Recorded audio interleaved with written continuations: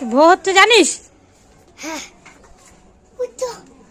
তাড়াতাড়ি চলো, 1 মিনিট দাঁড়াতে হবে ঘুরি হওয়ার জন্য।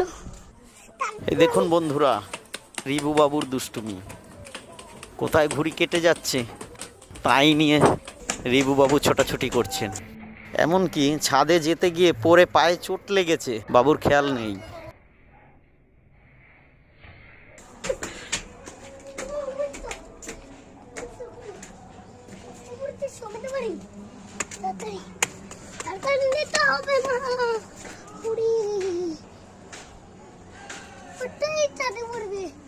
যদি এখানে পরে তুমি নিয়ে নেবা। হ্যাঁ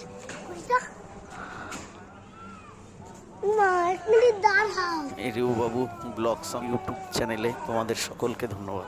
সুতো এতক্ষণ কেউ উঠিয়ে রাখে ঘুড়িটাকে।